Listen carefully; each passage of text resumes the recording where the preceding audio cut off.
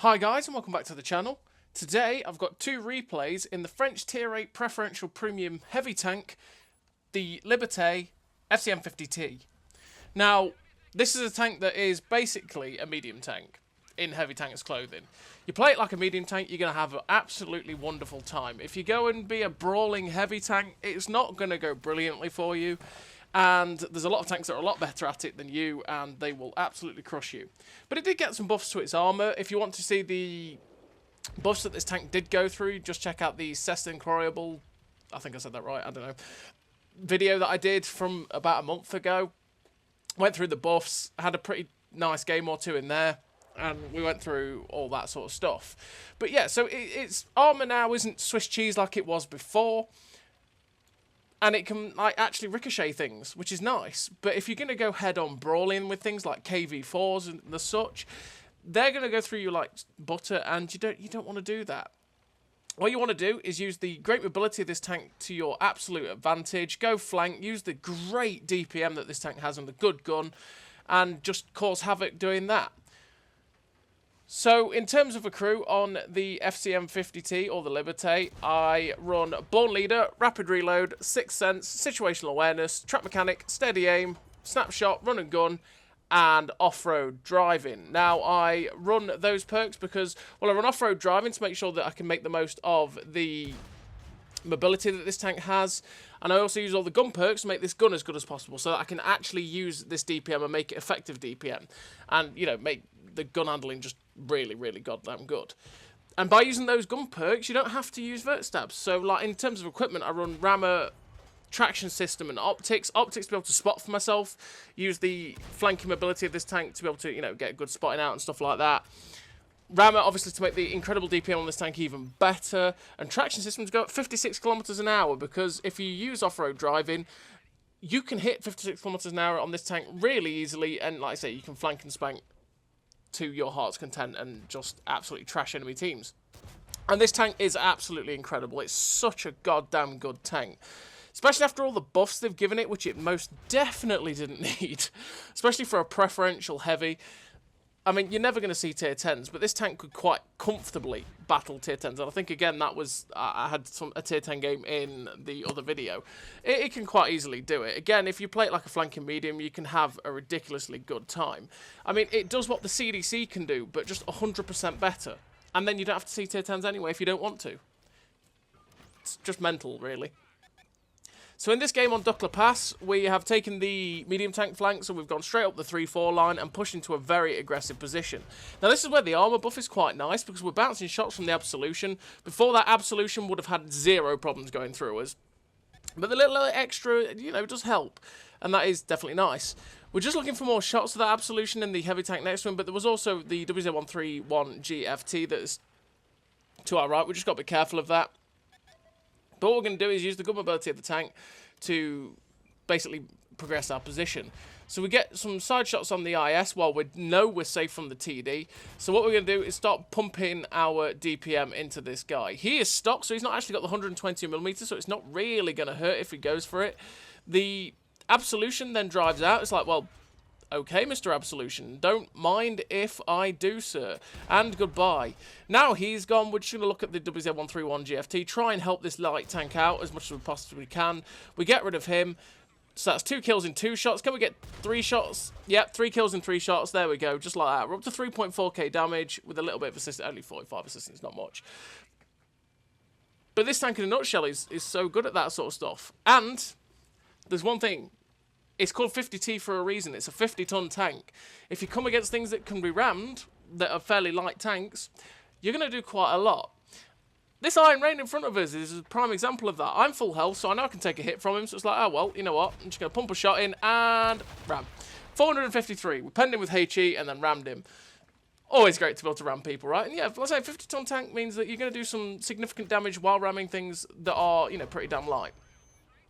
So we get a nice shot into the KV4 there on the move, and like I say, and another one, you don't need vert stabs. This gun is absolutely phenomenal, especially if you use, mainly if you're using the crew perks to make your gun as good as possible.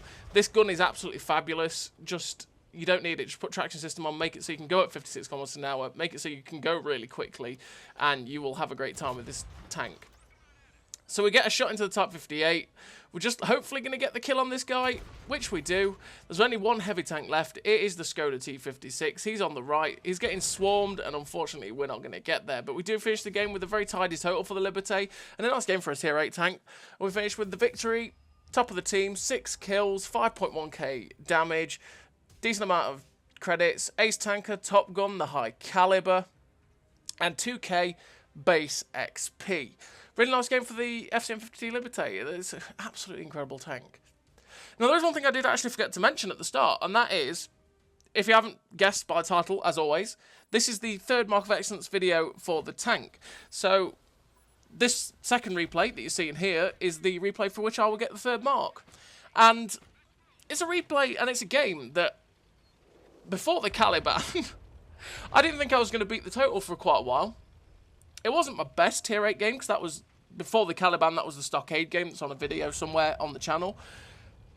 But, gentle spoilers, this was a game that I had that it was like, oh, I'm not going to beat this for a wee while. This, what a stonker. And we get the third Mark of Excellence, which is even better, really. So we're on Lakeville.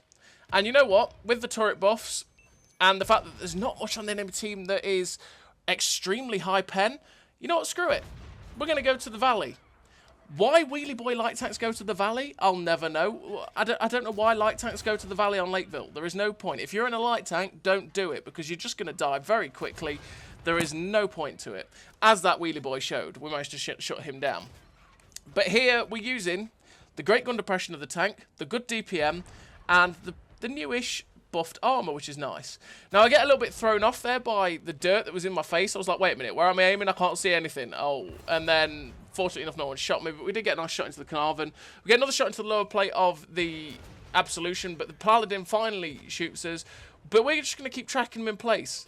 We've got the DPM to perma-track this guy, so he is done. Unless he repairs, he's done. He gets shot again by the guy next to me, and then we get to shut him down. Now there's an SU-152 in front of us, and then an SU-130PM. Now that SU-130PM, as you can see with what just happened, that SU-130PM is a priority if he gives us shots, because he's going to easily pen our armor, because he has an absolutely ridiculously high pen. Well, he's got a ridiculously good gun with a high pen, right? Which means that he's going to easily pen us. This SU-152 in front of us has the derp gun. If he's firing AP, he's not going to pen us. If he's firing heat, he's going to pen us. So we've just got to be careful of that. But the SU-130PM came back up again, and it was like, okay, we've just got to be careful. Fortunately enough, he pulled back, and then we actually bounced the shot from the SU-152, which means he was firing AP, which we're kind of lucky, really, that he was. The SU-130PM's coming back, so we track him in place. He misses, and I know with our DPM, we've got this guy, right? I could load HE, but what I'm trying to do is keep him pinned in place. He actually repairs, though, so he still had his repair kit, and he gets away. Always aiming for tracks with this tank, always aiming for them. Unfortunately, we take a poor shot at the atomic. But we're up to 4.1k damage already. It's already going so well. This SU-152 pushes, and it's like, sir, I don't know what you're doing. He has the 122mm gun. So again, with his 175 pen, he's going to struggle to pen us while we're hull down like this and using our full gun depression. So fortunately enough, he does bounce. He has ridiculous DPM, but yeah, again, his penetration is a bit of a problem. The SU-130PM comes around, and it's like, absolutely not. So we're trying to snap a shot into him, but we miss. We get a nice shot into his tracks, and this time it's like, I think you've already repaired your repair kit, sir. You've already burnt that repair kit. There's no way you're surviving that track now, and we managed to shut him down. We put around the corner, spot the SU-152 up, he's running away. We get a nice shot into the back of him. Just can't quite get the shot in, though. We know there's an STR-V74 and the Talon back there, but again, they're going to struggle to pen us. They don't really have the pen to go through us that easily while we're hull down, so I'm not that afraid of them, to be perfectly honest, so I'm quite happy to keep poking around. This Atomic could be a problem, though, because obviously he has great DPM and decent pen, and he's finally decided that it's time to come and attack us, and it's like, oh god, here we go. We've managed to track him in place, and now we're going to side scrape off of this rock in front of us. Fortunately, he bounces off our turret front, which is nice. Our friend is coming in to help now, but we're keeping him pinned. The SU... What is it? The SU-100... Oh, it's the SU-101, not the M1. I was going to say, I thought it was a Tier 7. Yeah, the SU-101 goes in, gets a shot into him, rams him. We managed to finish him off, and now we're just going to get the cheeky shot into the GW Panther, we shut him down.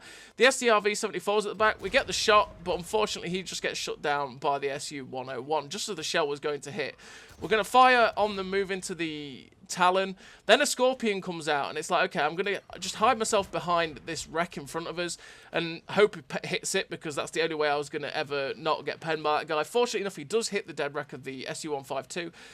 That was in my mind. As soon as I saw the TD come round, I was looking for the shot on the Talon, but I was making sure that I was pulling forwards to have the direct, so it obscured his view of us.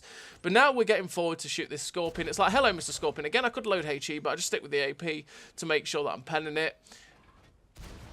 We get lucky there that it misses, to be honest. I mean, he could shut us down in one shot. He'd have to high roll, but you know how RNG works. He probably would have done. But fortunately enough, he missed us, and we managed to get another shot in to shut him down.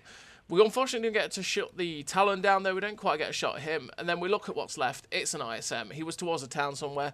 So we're loading premium because the 212 pen will pen an ISM in the side. But from the front, it might struggle. So we're just going to load the premium to make sure, because we're at 7.5k damage. Massive, massive game for a tier 8. And I just want to make sure that I'm going to pen this guy. Because again, he will probably pen us quite easily. And, well, I don't want to get killed by this man. I want to farm him for as much as possible. But fortunately enough for us, the 2 shots we put in go into him, and he only tracks us. And we finished the game with 8,000 damage, 2.7k blocked. The victory, 8 kills, 8,000 damage, 1,120 assistance. That's 9k combined. Ace Tanker, Radley Walters, Devastator, Sniper, High Caliber, Top Gun, Steel Wall. The 3rd mark of excellence, 2.9k base XP. A ridiculously nice game for the FCM 50T Liberte. A great game to get the 3rd mark on. What a tank this is. It's an absolutely unbelievably great tank. If it ever comes on discount for sale to either buy the unskinned FCM 50T or the Liberte, it's definitely worth a punt, because it's such a great tank and we got all those juicy, juicy medals. Like I say, it's a heavium. Play it like a medium tank. You'll have a great game, or you'll have a great time in it, more than playing it like a heavy tank. So as always, everybody, thank you very much for watching. I'll see you next time.